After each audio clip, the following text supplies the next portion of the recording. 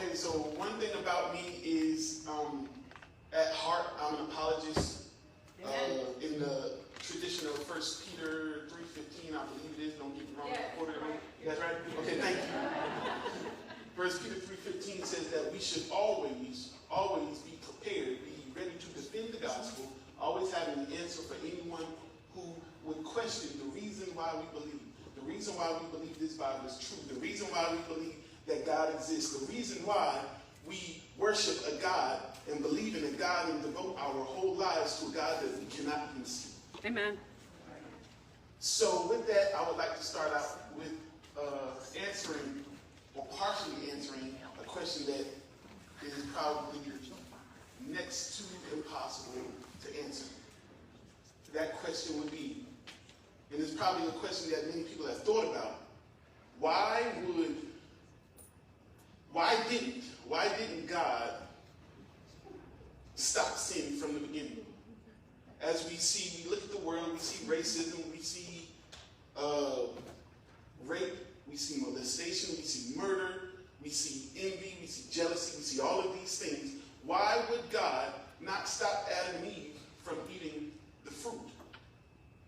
Why would God not stop, or why would God not create Lucifer, knowing that, because we know that God is all-knowing, correct? Do we believe that God is all-knowing? Do we believe that God is all-powerful? Do we believe that God is transcendent in all time, space, and matter? That nothing is outside of his sovereignty? So then, if this is true, then why did God not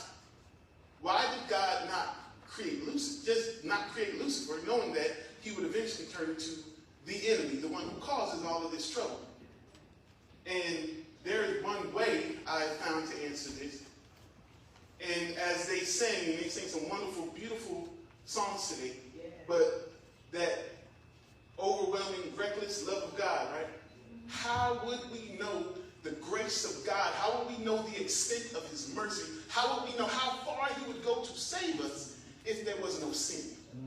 How would we know how much of a hero Jesus Christ would be coming? Now, mind you, Jesus Christ condescended. He came from the heights of heaven to the lowliness of earth. The people that he came to save didn't even love him. They didn't even care about him. They tossed him to the side. But yet he said, Father, forgive them, because what? They know not what they do. Because they got Jesus twisted. They got him twisted. They misunderstood. They didn't understand. He said, forgive them because they know not what they do. They don't understand what they're doing. The same Messiah that they had been waiting for, they got it twisted, because when he came, he didn't look like what they expected him to look like. He didn't dress like what they expected him to dress like. He came riding on a donkey when they thought he was supposed to have a whole army behind him riding on a big white horse. But remember, that's how he's coming back. That isn't how he came the first time. Amen.